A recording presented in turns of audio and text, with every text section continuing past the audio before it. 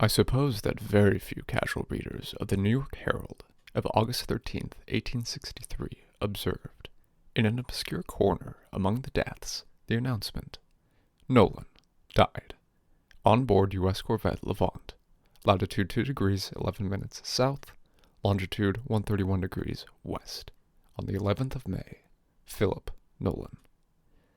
I happened to observe it, because I was stranded at the old mission house in Mackinac, waiting for a Lake Superior steamer which did not choose to come, and I was devouring to the very stubble all the current literature I could get hold of, even down to the deaths and marriages in the Herald.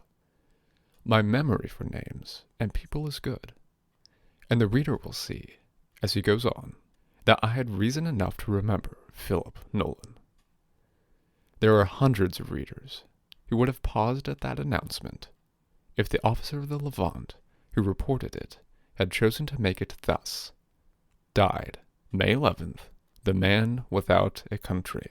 For it was as the man without a country that poor Philip Nolan had generally been known by the officers who had him in charge during some 50 years, as indeed by all the men who sailed under them. I dare say there is many a man who has taken wine with him once a fortnight in a 3 years' cruise, who never knew that his name was Nolan, or whether the poor wretch had any name at all. There can now be no possible harm in telling this poor creature's story. Reason enough there has been till now, ever since Madison's administration went out in 1817, for very strict secrecy, the secrecy of honor itself, among the gentlemen of the Navy who have had Nolan in successive charge. And certainly it speaks well for the esprit de corps of the profession, and the personal honor of its members, that to the press this man's story has wholly been unknown, and I think to the country at large also. I have reason to think, from some investigations I have made in the Naval Archives when I was attached to the Bureau of Construction, that every official report relating to him was burned when Ross burned the public buildings at Washington. One of the Tuckers, or possibly one of the Watsons, had Nolan in charge at the end of the war, and when, on returning from his cruise, he reported to Washington to one of the Crown and Shields, who was in the Navy Department when he came home, he found that the department ignored the whole business.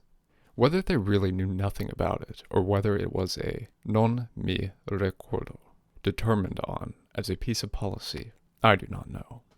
But this I do know, that since 1817, and possibly before, no naval officer has mentioned Nolan in his report of a cruise. But, as I say, there is no need for secrecy any longer, and now the poor creature is dead, it seems to me worthwhile to tell a little of his story, by way of showing young Americans of today what it is to be a man without a country. Philip Nolan was as fine a young officer as there was in the Legion of the West, as the Western Division of our army was called then. When Aaron Burr made his first dashing expedition down to New Orleans in 1805 at Fort Massac, or somewhere above on the river, he met, as the devil would have it, this gay, dashing, bright young fellow at some dinner party, I think. Burr marked him, talked to him, walked with him, took him on a day or two's voyage in his flatboat, and in short, fascinated him. For the next year, barrack life was very tame to poor Nolan. He occasionally availed himself of the permission the great man had given him to write to him. Long, high-worded, stilted letters the poor boy wrote and rewrote and copied, but never a line did he have in reply from the gay deceiver. The other boys in the garrison sneered at him, because he sacrificed in this unrequited affection for a politician the time which they devoted to Monongahela, hazard, and high-low jack. Bourbon, euchre, and poker were still unknown. But one day Nolan had his revenge. This time Burr came down the river, not in his attorney, seeking a place for his office, but as a distinguished conqueror. He had defeated I know not how many district attorneys. He had dined at I know not how many public dinners. He had been heralded I know not how many weekly arguses, and it was rumored that he had an army behind him and an empire before him. It was a great day, his arrival, to poor Nolan. Burr had not been at the fort an hour before he sent for him. That evening, he asked Nolan to take him out on his skiff, to show him a canebrake or a cottonwood tree, as he said, really to seduce him. And by the time the sail was over, Nolan was enlisted body and soul. From that time, though he did not yet know it, he lived as a man without a country.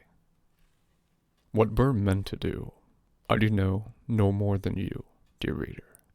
It is none of our business just now, only when the grand catastrophe came, and Jefferson and the House of Virginia of that day undertook to break on the wheel all the possible clearances of the then House of York by the great treason trial at Richmond. Some of the lesser fry in that distant Mississippi Valley, which was farther from us than Puget Sound is today, introduced the like novelty on the provincial stage, and, to while away the monotony of the summer at Fort Adams, got up, for spectacles, a string of court-martials on the officers there. One and another of the colonels and majors were tried, and, to fill out the list, little Nolan, against whom, heaven knows, there was little evidence enough, that he was sick of the service, had been willing to be false to it, and would have obeyed any order to march any whither with any one who would follow him, had the order been signed by command of His Excellency A. Burr. The courts dragged on. The big flies escaped, rightly, for all I know. Nolan was proved guilty enough, as I say. Yet you and I would never have heard of him, reader, but that, when the president of the court asked him, at the close, whether he wished to say anything to show that he had always been faithful to the United States, he cried out in a fit of frenzy, "Damn the United States! I wish I may never hear of the United States again." I suppose he did not know how the words shocked old Colonel Morgan, who was holding the court. Half the officers who sat in it had served through the Revolution, and their lives, not to say their necks, had been risked for the very idea which he so cavalierly cursed in his madness. He, on his part, had grown up in the West of those days, in the midst of the Spanish plot, Orleans plot, and all the rest. He had been educated on a plantation, where the finest company was a Spanish officer or a French merchant from Orleans. His education, such as it was, had been perfected in commercial expeditions to Vera Cruz, and I think he told me his father once hired an Englishman to be a private tutor for a winter on the plantation. He had spent half his youth with an older brother, hunting horses in Texas, and, in a word, to him the United States was scarcely a reality. Yet he had been fed by the United States, for all those years since he had been in the army. He had sworn on his faith as a Christian to be true to the United States.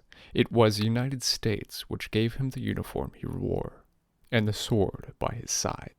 Nay, my poor Nolan, it was only because the United States had picked you out first as one of her own confidential men of honor that A. Burr cared for you a straw more than for the flatboatmen who sailed his ark for him. I do not excuse Nolan. I only explain to the reader why he damned his country, and wished he might never hear her name again. He heard her name but once again, from that moment, September 23rd, 1807, till the day he died, May 11th, 1863. He never heard her name again for that half-century and more. He was a man without a country. Old Morgan, as I said, was terribly shocked. If Nolan had compared George Washington to Benedict Arnold, or had cried, "God save King George," Morgan would not have felt worse. He called the court into his private room, and returned in 15 minutes, with a face like a sheet, to say, "Prisoner, hear the sentence of the court. The court decides, subject to the approval of the President, that you never hear the name of the United States again." Nolan laughed, but nobody else laughed. Old Morgan was too solemn. and the whole room was hushed dead as night for a minute. Even Nolan lost his swagger for a moment. Then Morgan added, "Mr. Marshal, take the prisoner to Orleans in an armed boat and deliver him to the naval commander there." The marshal gave his orders, and the prisoner was taken out of court.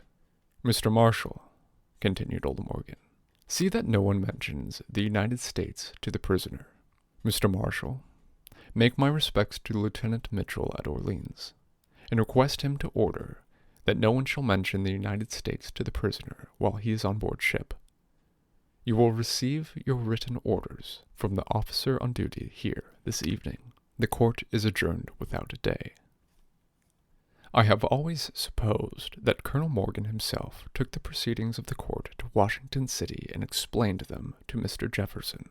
Certain it is that the President approved of them.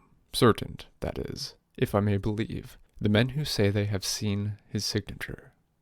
Before the Nautilus got round from New Orleans to the northern Atlantic coast with the prisoner on board, the sentence had been approved, and he was a man without a country. The plan then adopted was substantially the same, which was necessarily followed ever after. Perhaps it was suggested by the necessity of sending him by water from Fort Adams and Orleans. The Secretary of the Navy, it must have been the first Crown and Shield, though he is a man I do not remember, was requested to put Nolan on board a government vessel bound on a long cruise, and to direct that he should only be so far confined there as to make it certain that he never saw or heard of the country. We had few long cruises then, and the Navy was very much out of favor, and as almost all of the story is traditional, I have explained, I do not know certainly what his first cruise was. But the commander to whom he was entrusted, perhaps it was Tingey or Shaw, though I think it was one of the younger men, we are all old enough now, regulated the etiquette and the precautions of the affair, and according to a scheme, they were carried out, I suppose, till Nolan died. When I was second officer on the Intrepid, some 30 years after, I saw the original paper of instructions. I have been sorry ever since that I did not copy the whole of it. It ran, however, much in this way. Washington, with the date, which must have been late in 1807. Sir, you will receive from Lieutenant Neal the person of Philip Nolan, late a lieutenant in the United States Army. This person, on his trial by court-martial, expressed with an oath the wish that he might never hear of the United States again. The court sentenced him to have his wish fulfilled. For the present, the execution of the order is entrusted by the President to this department. You will take the prisoner on board your ship and keep him there, with such precautions as shall prevent his escape. You will provide him with such quarters, rations, and clothing as would be proper for an officer of his late rank, if he were a passenger on your vessel on the business of his government. The gentlemen on board will make any arrangements agreeable to themselves regarding his society. He is to be exposed to no indignity of any kind, nor is he ever unnecessarily to be reminded that he is a prisoner. But under no circumstances is he ever to hear of his country, or to see any information regarding it, and you will especially caution all the officers under your command to take care that, in the various indulgences which may be granted, this rule, in which his punishment is involved, shall not be broken. It is the intention of the government that he shall never again see the country which he has disowned. Before the end of your cruise, you will receive orders which will give effect to this intention. Respectfully yours, W. Southard, for the Secretary of the Navy. If I had only preserved the whole of this paper, there would be no break in the beginning of my sketch of this story. For Captain Shaw, if it were he, handed it to a successor in the charge, and he to his, and I suppose the commander of the Levant has it today as his authority for keeping this man in this mild custody. The rule adopted on board the ships on which I have met the man without a country was, I think, transmitted from the beginning. No mess liked to have him permanently, because his presence cut off all talk of home, or the prospect of return. of politics or letters, or peace or of war. Cut off more than half the talk men like to have at sea. But it was always thought too hard that he should never meet the rest of us, except to touch hats, and we finally sank into one system. He was not permitted to talk with the men, unless an officer was by. With officers, he had unrestrained intercourse, as far as they and he chose. But he grew shy, though he had favorites. I was one. Then the captain always asked him to dinner on Monday. Every mess in succession took up the invitation in its turn. According to the size of the ship, you had him at your mess, more or less, often at dinner. His breakfast he ate in his own stateroom, which was where a sentinel or somebody on the watch could see the door. And whatever else he ate or drank alone. Sometimes, when the Marines or sailors had any special jollification, they were permitted to invite plain buttons, as they called him. Then Nolan was sent with some officer, and the men were forbidden to speak of home while he was there. I believe the theory was that the sight of his punishment did them good.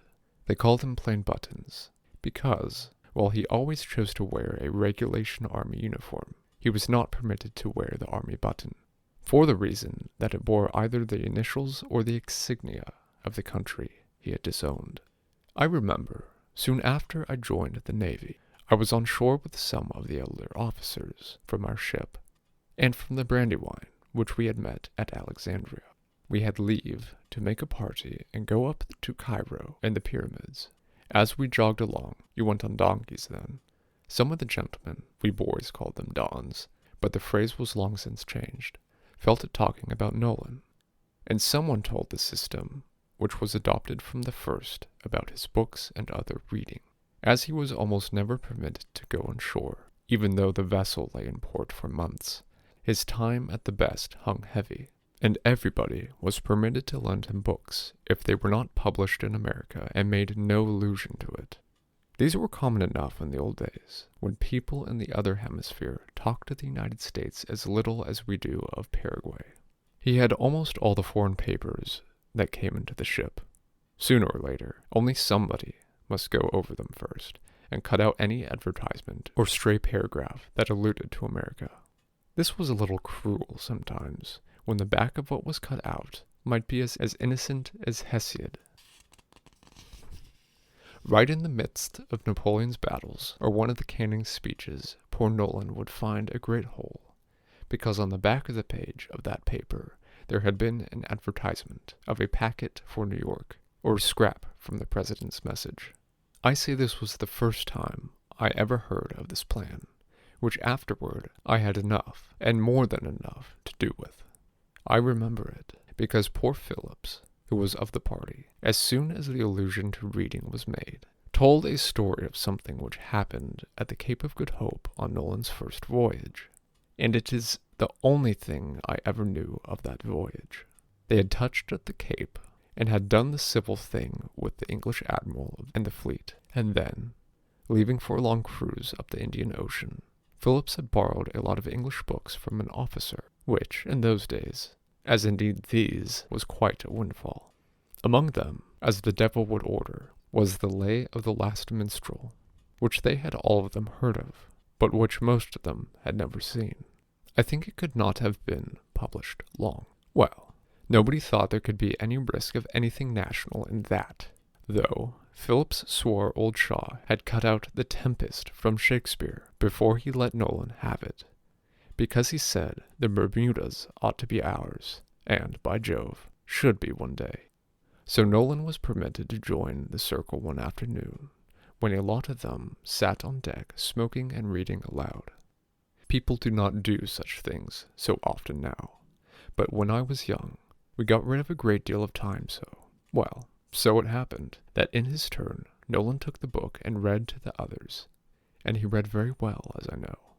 Nobody in the circle knew a line of the poem, only it was all magic and bordered chivalry, and was 1,000 years ago. Poor Nolan read steadily through the 5th canto, stopped a moment, and drank something, and then began, without a thought of what was coming. Breathes there the man, with soul so dead, who never to himself hath said, it seems impossible to us that anybody ever heard this for the first time, but all these fellows did then, and poor Nolan himself went on, still unconsciously or mechanically. This is my own, my native land. Then they all saw something was to pay, but he expected to get through, I suppose, turned a little pale, and plunged on, whose heart hath nearer within him burned, as home his footsteps he hath turned, from wandering on a foreign strand. If such their breath go, mark him well. By this time, the men were all beside themselves, wishing there was any way to make him turn over 2 pages. But he had not quite presence of mind for that. He gagged a little, colored crimson, and staggered on. For him no minstrel raptures swell, high though his titles, proud his name, boundless his wealth, as wish can claim. Despite these titles, power and pelf, the wretch concentred all in self. And here the poor fellow choked, could not go on, but started up, swung the book into the sea, vanished into his stateroom, and by Jove, said Phillips, we did not see him for 2 months again, and I had to make up some beggarly story to that English surgeon why he did not return his Walter Scott to him. The story shows about the time when Nolan's braggadocio must have broken down. At first, they said, he took a very high tone, considered his imprisonment a mere farce, affected to enjoy the voyage, and all that.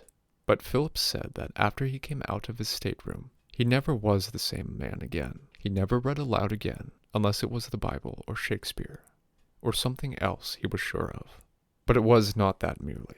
He never entered in with the other young men exactly as a companion again. He was always shy afterward. When I knew him, very seldom spoke, unless he was spoken to, except to a very few friends. He lighted up occasionally. I remember late in his life hearing him fairly eloquent on something which had been suggested to him by one of Fletcher's sermons, but generally he had the nervous, tired look of a heart-wounded man.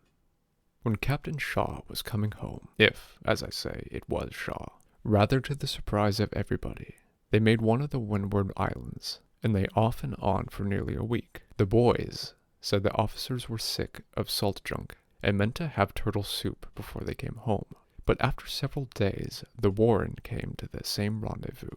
They exchanged signals, and sent Phillips and these homeward-bound men letters and papers, and told them she was outward-bound, perhaps to the Mediterranean, and took poor Nolan and his traps on the boat back to try his second cruise. He looked very blank. He was told to get ready to join her. He had known enough of the signs of the sky to know that till that moment he was going home. But this was a distinct evidence of something he had not thought of, perhaps, that there was no going home for him, even to a prison, and this was the first of some 20 such transfers, which brought him sooner or later into half our best vessels, but which kept him all his life at least some 100 miles from the country he had hoped he might never hear of again. It may have been on that second cruise. It was once when he was up the Mediterranean that Mrs. Graff, the celebrated southern beauty of those days, danced with him. They had been lying a long time in the Bay of Naples, and the officers were very intimate in the English fleet, and there had been great festivities, and our men thought they must give a great ball on board the ship. How they ever did it on board the Warren, I am sure I do not know. Perhaps it was not the Warren, or perhaps ladies did not take up so much room as they do now. They wanted to use Nolan's stateroom for something, and they hated to do it without asking him to the ball. So, the captain said they might ask him, if they would be responsible that he did not talk with the wrong people, quote, who would give him intelligence. So the dance went on, the finest party that had ever been known, I dare say, for I never heard of a man-of-war ball that was not. For ladies, they had the family of the American consul, 1 or 2 travelers who had adventured so far, and a nice bevy of English girls and matrons, perhaps Lady Hamilton herself. Well, different officers relieved each other in standing and talking with Nolan in a friendly way, so as to be sure that nobody else spoke to him. The dancing went on with spirit, and after a while, even the fellows who took this honorary guard of Nolan ceased to fear any contretemps. Only when some English lady, Lady Hamilton, as I said, perhaps, called for a set of American dances, an odd thing happened.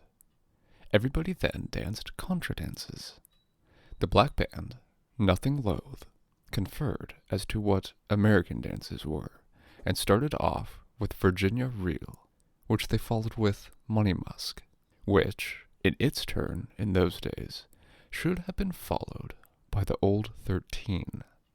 But just as Dick, the leader, tapped for his fiddles to begin, and bent forward about to say, in true Negro state, "The Old 13, gentlemen and ladies," as he had said, "Virginia Reel, if you please, and Money Musk, if you please," the captain's boy tapped him on the shoulder, whispered to him, and he did not announce the name of the dance. He merely bowed, began on the air, and they all fell to, the officers teaching the English girls the figure, but not telling them why it had no name. But that is not the story I started to tell.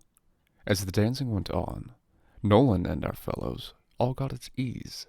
As I said, so much so that it seemed quite natural for him to bow to that splendid Mrs. Graff and say, "I hope you have not forgotten me, Miss Rutledge. Shall I have the honor of dancing?" He did it so quickly that the fellows, who were with him, could not hinder him. She laughed and said, "I am not Miss Rutledge any longer, Mr. Nolan, but I will dance all the same." Just nodded to the fellows, as if to say he must leave Mr. Nolan to her and let him off to the place where the dance was forming. Nolan thought he had got his chance. He had known her at Philadelphia, and at other places had met her, and this was a godsend. You could not talk in contra dances, as you could in cotillions, or even in the pauses of waltzing, but there were chances for tongues and sounds, as well as for eyes and blushes. He began with her travels, and Europe, and Vesuvius, and the French, and then, when they had worked down, and had that long talking time at the bottom of the set, he said boldly, a little pale, she said, as she told me the story years after, "And what do you hear from home, Mrs. Graff?" And that splendid creature looked through him. Jove, how she must have looked through him. "Home, Mr. Nolan? I thought you were the man who never wanted to hear of home again." And she walked directly up the deck to her husband, and left poor Nolan alone, as he always was. He did not dance again. I cannot give any history of him in order. Nobody can now, and indeed, I am not trying to. These are the traditions which I sort out, as I believe them, from the myths which have been told about this man for 40 years. The lies that have been told about him are legion. The fellows used to say he was the Iron Mask, and poor George Pons went to his grave in the belief that this was the author of Junius, who was being punished for his celebrated libel on Thomas Jefferson. Pons was not very strong in the historical line. A happier story than either of these I have told is of the war. That came along soon after. I have heard this affair told in 3 or 4 ways, and indeed it may have happened more than once. But which ship it was on, I cannot tell. However, in one, at least, of the great frigate duels with the English, in which the navy was really baptized, it happened that a round shot from the enemy entered one of our ports square, and took right down the officer of the gun himself, and almost every man of the gun's crew. Now you may say what you choose about courage, but that is not a nice thing to see. But, as the men who were not killed picked themselves up, and as the surgeon's people were carrying off the bodies, there appeared Nolan, in his shirt sleeves, with a rammer in his hand, and, just as if he had been the officer, told them off with authority, who should go to the cockpit with the wounded men, who should stay with him, perfectly cherry, and with that way which makes men feel sure all is right and is going to be right. And he finished loading the gun with his own hands, aimed it, and bade the men fire. And there he stayed, captain of that gun, keeping those fellows in spirit, till the enemy struck, sitting on the carriage while the gun was cooling, though he was exposed all the time, showing them easier ways to handle heavy shot, making the raw hands laugh at their own blunders, and when the gun cooled again, getting it loaded and fired twice as often as any other gun on the ship. The captain walked forward by way of encouraging the men, and Nolan touched his hat and said, "I am showing them how we do this in the artillery, sir, and this is the part of the story where all the legends agree." The Commodore said, "I see you do, and I thank you, sir, and I shall never forget this day, sir, and you never shall, sir." And after the whole thing was over, and he had the Englishman's sword in the midst of the state and ceremony of the quarterdeck, he said, "Where is Mr. Nolan? Ask Mr. Nolan to come here." And when Nolan came, he said, "Mr. Nolan, we are all very grateful to you today. You are one of us today. You will be named in the dispatches." And then the old man took off his own sword of ceremony, and gave it to Nolan, and made him put it on. The man told me this who saw it. Nolan cried like a baby, and well he might. He had not worn a sword since that infernal day at Fort Adams, but always afterward, on occasions of ceremony, he wore that quaint old French sword of the Commodore's. The captain did mention him in the dispatches. It was always said he asked that he might be pardoned. He wrote a special letter to the Secretary of War, but nothing ever came of it. As I said, that was about the time they began to ignore the whole transaction at Washington, and when Nolan's imprisonment began to carry itself on because there was nobody to stop it without any new orders from home. I have heard it said that he was with Porter when he took possession of the Nukahiwa Islands. Not this Porter, you know, but old Porter, his father, Essex Porter, that is. The old Essex Porter, not this Essex. As an artillery officer who had seen service in the West, Nolan knew more about fortifications, embrasures, ravelins, stockades, and all that than any of them did, and he worked with a right good will in fixing that battery all right. I have always thought it was a pity Porter did not leave him in command there with Gamble. That would have settled all the question about his punishment. We should have kept the islands, and at this moment we should have one station in the Pacific Ocean. Our French friends, too, when they wanted this little watering place, would have found it was preoccupied. But Madison and the Virginians, of course, flung all that away. All that was near 50 years ago. If Nolan was 30 then, he must have been near 80 when he died. He looked 60 when he was 40, but he never seemed to me to change a hair afterward. As I imagine his life, from what I have heard of it, he must have been in every sea, and yet almost never on land. He must have known, in a formal way, more officers in our service than any man living knows. He told me once, with a grave smile, that no man in the world lived so methodical a life as he. You know, the boys say I am the Iron Mask, and you know how busy he was. He said it did not do for anyone to try to read all the time, more than to do anything else all the time, but that he read just 5 hours a day. Then, he said, I keep up my notebooks, writing in them at such and such hours from what I have been reading, and I include these in my scrapbooks. These were very curious indeed. He had 6 or 8 of different subjects. There was one of history, one of natural science, one of what he called odds and ends. But they were not merely books of extracts from newspapers. They had bits of plants and ribbons, shells tied on, and carved scraps of bone and wood, which he had taught the men to cut for him, and they were beautifully illustrated. He drew admirably. He had some of the funniest drawings there, and some of the most pathetic that I have ever seen in my life. I wonder who will have Nolan's scrapbooks. Well, he said his reading and his notes were his profession, and that they took 5 hours and 2 hours respectively each day. Then, said he, every man should have a diversion as well as a profession. My natural history is my diversion. That took 2 hours a day more. The men used to bring him birds and fish, But on a long cruise, he had to satisfy himself with centipedes and cockroaches, and such small game. He was the only naturalist I have ever met who knew anything about the habits of the housefly and the mosquito. All those people can tell you whether they are Lepidoptera or Stetaptera. But as for telling you how you can get rid of them, or how they get away from you when you strike at them, why, Linnaeus knew as little of that as John Foy, the idiot, did. These 9 hours made Nolan's regular daily occupation. The rest of the time he talked or walked. Till he grew very old, he went aloft a great deal. He always kept up his exercise, and I never heard that he was ill. If any other man was ill, he was the kindest nurse in the world, and he knew more than half the surgeons do. Then, if anybody was sick or died, or if the captain wanted him to, or on any other occasion, he was always ready to read prayers. I have said that he read beautifully. My own acquaintance with Philip Nolan began 6 or 8 years after the English War, on my first voyage after I was appointed a midshipman.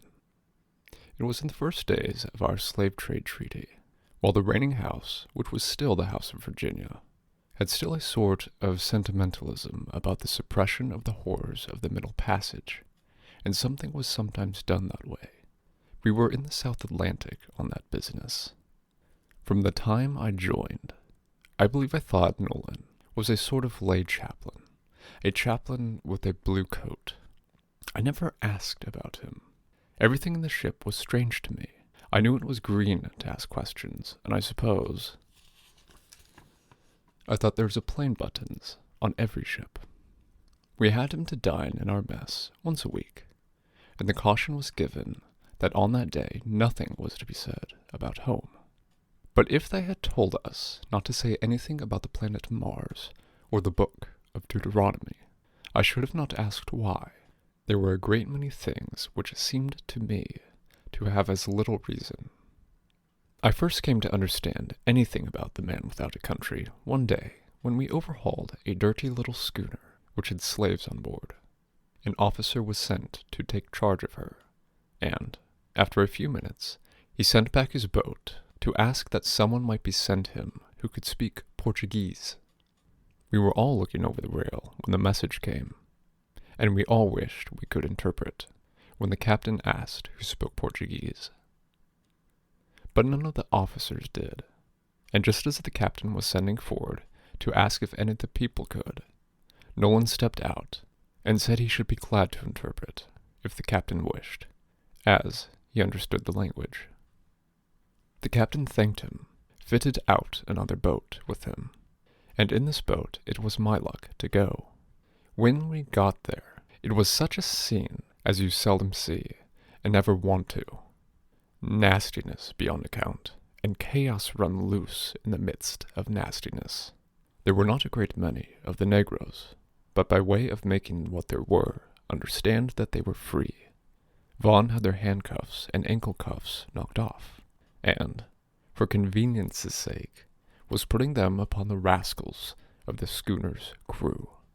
The negroes were, most of them, out of the hold, and swarming all round the dirty deck, with the central throng surrounding Vaughn and addressing him in every dialect and patois of a dialect, from the Zulu clique up to the Parisian of Bella de Girid. As we came on deck, Vaughn looked down from his hogshead, on which he had mounted in desperation, and said, "For God's love, is there anybody who can make these wretches understand something? The men gave them rum, it did not quiet them. I knocked that big fellow down twice, and that did not soothe him. And then I talked Choctaw to all of them together, and I'll be hanged if they understood that as well as they understood the English." Nolan said he could speak Portuguese, and 1 or 2 of the fine-looking crewmen were dragged out, who, as it had been found already, had worked for the Portuguese on the coast of Ferdinando Po. "Tell them they are free," said Vaughn, "and tell them that these rascals are to be hanged as soon as we have rope enough." Nolan put that into Spanish, that is, He explained it in such Portuguese as the crewmen could understand, and they in turn to such of the Negroes as could understand them. Then there was such a yell of delight, clenching of fists, leaping and dancing, kissing of Nolan's feet, and a general rush made to the hogshead by way of spontaneous worship of Vaughan as the deus ex machina of the occasion. "Tell them," said Vaughan, well pleased, "that I will take them to Cape Palmas." This did not answer so well. Cape Palmas was practically as far from the homes of most of them as New Orleans or Rio de Janeiro was. That is, they would be eternally separated from home there. And their interpreters, as we could understand, instantly said, "Ah, no Palmas," and began to propose infinite other expedients, in most voluble language. Vaughan was rather disappointed at this result of his liberty, and asked Nolan, eagerly, what they said. The drop stood on poor Nolan's white forehead, as he hushed the men down, and said, "He says, not Palmas. He says, take us home. Take us to our own country. Take us to our own house. Take us to our own pickaninnies and our own women. He says he has an old father and mother who will die if they do not see him. And this one says he left his people all sick and paddled down to Ferdinando to beg the white doctor to come and help them, and that these devils caught him in the bay just in sight of home, and that he has never seen anybody from home since then. And this one says," choked out Nolan, "that he has not heard a word from his home in 6 months, while he has been locked up in an infernal barracoon." Vaughan always said he grew gray himself while Nolan struggled through this interpretation. I, who did not understand anything of the passion involved in it, saw that the very elements were melting with fervent heat, and that something was to pay somewhere. Even the Negroes themselves stopped howling, as they saw Nolan's agony, and Vaughan's almost equal agony of sympathy. As quick as he could get words, he said, "Tell them yes, yes, yes. Tell them that they shall go to the mountains of the moon, if they will. If I sail the schooner through the great white desert, they shall go home." And after some fashion, Nolan said so, and then they all fell to kissing him again, and wanted to rub his nose with theirs. But he could not stand it long, and getting Vaughan to say he might go back, he beckoned me down into our boat. As we lay back in the stern sheets, and the men gave way, he said to me, "Youngster, let that show you what it is to be without a family, without a home, and without a country. And if you are ever tempted to say a word, or to do a thing that shall put a bar between you and your family, your home, and your country, pray God in his mercy to take you that instant home to his own heaven. Stick by your family, boy. Forget you have a self while you do everything for them. Think of your home, boy. Write and send and talk about it. Let it be nearer and nearer to your thought the farther you have to travel from it. And rush back to it when you are free, as that poor black slave is doing now. And for your country, boy." And the words rattled in his throat. "And for that flag," and he pointed to the ship. "Never dream a dream but of serving her as she bids you, though the service carry you through 1,000 hells. No matter what happens to you, no matter who flatters you, or who abuses you, never look at another flag, never let a night pass, but you pray God to bless that flag. Remember, boy, that behind all these men you have to do with, behind officers and government, and people even, there is the country herself, your country, and that you belong to her as you belong to your own mother. Stand by her, boy, as you would stand by your mother if those devils there had got hold of her today." I was frightened to death by his calm, hard passion, but I blundered out that I would, by all that was holy, and that I had never thought of doing anything else. He hardly seemed to hear me, but he did, almost in a whisper, say, "Oh, if anybody had said so to me when I was your age." I think it was this half-confidence of his, which I never abused, for I never told the story till now, which afterward made us great friends. He was very kind to me. Often he sat up, or even got up at night to walk the deck with me when it was my watch. He explained to me a great deal of my mathematics, and I owed him my taste for mathematics. He lent me books and helped me about my reading. He never alluded so directly to his story again, but from one and another officer I have learned, in 30 years, what I am telling. When we parted from him in St. Thomas Harbor at the end of our cruise, I was more sorry than I can tell. I was very glad to meet him again in 1830, and later in life, when I thought I had some influence in Washington, I moved heaven and earth to have him discharged. But it was like getting a ghost out of prison. They pretended there was no such man, and never was such a man. They will say so at the department now. Perhaps they do not know. It will not be the first thing in this service of which the department appears to know nothing. There is a story that Nolan met Burr once on one of our vessels when a party of Americans came on board in the Mediterranean. But this I believe to be a lie, or rather, it is a myth, ben trovato, involving a tremendous blowing up with which he sunk Burr, asking him how he liked to be without a country. But it is clear from Burr's life that nothing of the sort could have happened. And I mention this only as an illustration of the stories which get going where there is the least mystery at bottom. So poor Philip Nolan had his wish fulfilled. I know but one fate more dreadful. It is the fate reserved for those men who shall have one day to exile themselves from their country because they have attempted her ruin, and shall have at the same time to see the prosperity and honor to which she rises when she has rid herself of them and their iniquities. The wish of poor Nolan, as we all learned to call him, not because his punishment was too great, but because his repentance was so clear, was precisely the wish of every Bragg and Beauregard who broke a soldier's oath 2 years ago, and of every Maury and Baron who broke a sailor's. I do not know how often they have repented.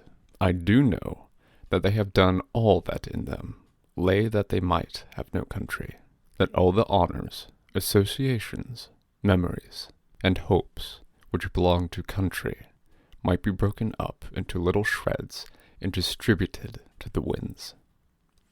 I know, too, that their punishment, as they vegetate through what is left of life to them in wretched Boulogne and Leicester squares, where they are destined to upbraid each other till they die, will have all the agony of Nolan's, with the added pain that everyone who sees them will see them to despise and to execrate them. They will have their wish, like him. For him, poor fellow, he repented of his folly, and then, like a man, submitted to the fate he had asked for.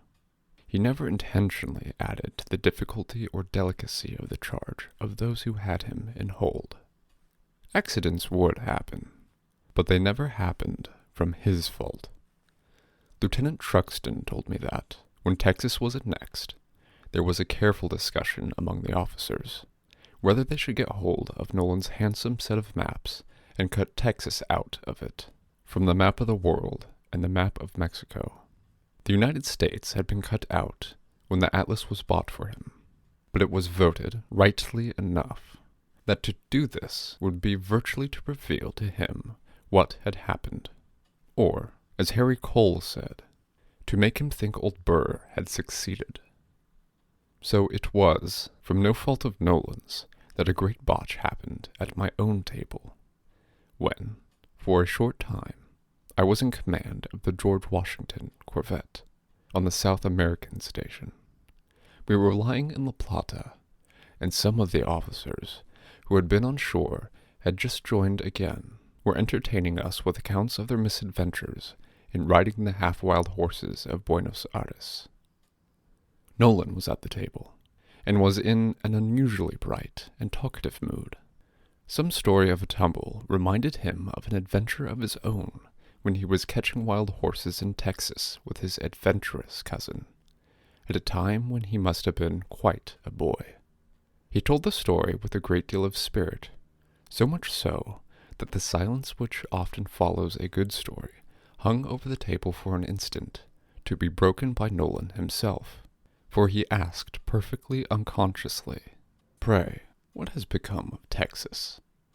After the Mexicans got their independence, I thought that province of Texas would come forward very fast. It is really one of the finest regions on earth. It is the Italy of this continent. But I have not seen or heard a word of Texas for near 20 years. There were 2 Texan officers at the table. The reason he had never heard of Texas was that Texas and her affairs had been painfully cut out of his newspapers since Austin began his settlements, so that, while he read of Honduras and Tamaulipas, and, till quite lately, of California, this virgin province, in which his brother had traveled so far and, I believe, had died, had ceased to be to him. Waters and Williams, the 2 Texas men, looked grimly at each other and tried not to laugh. Edward Morris had his attention attracted by the 3rd link in the chain of the captain's chandelier. Watrous was seized with a convulsion of sneezing. Nolan himself saw that something was to pay. He did not know what, and I, as master of the feast, had to say, "Texas is out of the map, Mr. Nolan. Have you seen Captain Back's curious account of Sir Thomas Roe's welcome?" After that cruise, I never saw Nolan again. I wrote to him at least twice a year, for in that voyage we became even confidentially intimate. But he never wrote to me. The other men tell me that in those 15 years he aged very fast, as well he might, indeed, but that he was still the same gentle, uncomplaining, silent sufferer that he ever was, bearing as best he could his self-appointed punishment, rather less social, perhaps, with the new men whom he did not know, but more anxious apparently than ever to serve and befriend and teach the boys, some of whom fairly seemed to worship him. And now it seems the dear old fellow is dead. He has found a home at last, and a country. Since writing this, and while considering whether or no I would print it, as a warning to the young Nolans and Vallandighams and Tatnalls of today, I have received from Danforth, who was on board the Levant, a letter which gives an account of Nolan's last hours. It removes all my doubts about telling this story. To understand the first words of the letter, the non-professional reader should remember that after 1817, the position of every officer who had Nolan in charge was one of the greatest delicacy. The government had failed to renew the order of 1807 regarding him. What was a man to do? Should he let him go? What then, if he were called to account by the department for violating the order of 1807? Should he keep him? What then, if Nolan should be liberated some day, and should bring an action for false imprisonment or kidnapping against every man who had had him in charge? I urged and pressed this upon Southard, and I have reason to think that other officers did the same. But the secretary always said, as they so often do at Washington, that there were no special orders to give, and that we must act on our own judgment. That means, if you succeed, you will be sustained. If you fail, you will be disavowed. Well, as Danforth says, all that is over now. Though I do not know, but I expose myself to a criminal prosecution on the evidence of the very revelation I am making. Here is the letter. Levant, 2 degrees 2 minutes south, 131 degrees west.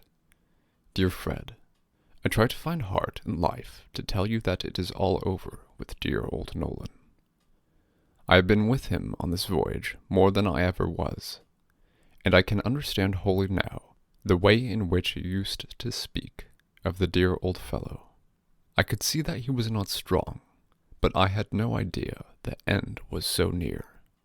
The doctor has been watching him very carefully, and yesterday morning came to me and told me that Nolan was not so well, and had not left his stateroom, a thing I never remember before. He had let the doctor come and see him as he lay there, the first time the doctor had been in the stateroom, and he said he should like to see me. Oh dear, do you remember the mysteries we boys used to invent about his room in the old intrepid days? Well, I went in, and there, to be sure, the poor fellow lay in his berth, smiling pleasantly as he gave me his hand, but looking very frail. I could not help a glance round, which showed me what a little shrine he had made of the box he was lying in. The stars and stripes were triced up above and around a picture of Washington, and he had painted a majestic eagle with lightnings blazing from his beak, and his foot just clasping the whole globe, which his wings overshadowed. The dear old boy saw my glance, and said, with a sad smile, "Here, you see, I have a country." And then he pointed to the foot of his bed, where I had not seen before a great map of the United States, as he had drawn it from memory, and which he had there to look upon as he lay. Quaint, queer old names were on it, in large letters: Indiana Territory, Mississippi Territory, and Louisiana Territory, as I suppose our fathers learned such things. But the old fellow had patched in Texas too. He had carried his western boundary all the way to the Pacific, and on that shore he had to find nothing. "Oh, Danforth," he said, "I know I am dying. I cannot get home. Surely you will tell me something now. Stop. Do not speak till I say what I am sure you know, that there is not in this ship, that there is not in America, God bless her, a more loyal man than I. There cannot be a man who loves the old flag as I do, or prays for it as I do, or hopes for it as I do. There are 34 stars in it now, Danforth. I thank God for that, though I do not know what their names are. There has never been one taken away. I thank God for that. I know by that there has never been any successful Burr. Oh, Danforth, he sighed out. How like a wretched night's dream my boy's idea of personal fame or of separate sovereignty seems, when one looks back on it after such a life as mine. But tell me something. Tell me everything, Danforth, before I die." "Ingham, I swear to you that I felt like a monster that I had not told him everything before. Danger or no danger, delicacy or no delicacy. Who was I, that I should have been acting the tyrant all this time over this dear, sainted old man, who had years ago expiated, in his whole manhood's life, the madness of a boy's treason? Mr. Nolan, said I will tell you everything you ask about. Only, where shall I begin? Oh, the blessed smile that crept over his white face, and he pressed my hand and said, God bless you. Tell me their names, he said. And he pointed to the stars on the flag. The last I know is Ohio. My father lived in Kentucky, but I have guessed Michigan and Indiana and Mississippi. That was where Fort Adams is. They make 20. But where are your other 14? You have not cut up any of the old ones, I hope. Well, that was not a bad text, and I told him the names in as good order as I could, and he bade me take down his beautiful map and draw them in as best I could with my pencil. He was wild with delight about Texas, told me how his cousin died there. He had marked a gold cross near where he supposed his grave was, and he had guessed at Texas. Then he was delighted that he saw California and Oregon. That, he said, He had suspected partly because he had never been permitted to land on that shore, though the ships were there so much. And the men, said he, laughing, brought off a good deal besides furs. Then he went back, heavens how far, to ask about the Chesapeake, and what was done to Baron for surrendering her to the Leopard, and whether Burr ever tried again, and he ground his teeth with the only passion he showed. But in a moment that was over, and he said, God forgive me, for I am sure I forgive him. Then he asked about the old war, told me this true story of his serving the gun the day we took the Java, asked about dear old David Porter, as he called him. Then he settled down more quietly and very happily to hear me tell in an hour the history of 50 years. How I wished it had been somebody who knew something, but I did as well as I could. I told him of the English War. I told him about Fulton and the steamboat beginning. I told him about old Scott and Jackson. Told him all I could think of about the Mississippi and New Orleans and Texas and his own old Kentucky. And what do you think he asked? Who was in command of the Legion of the West?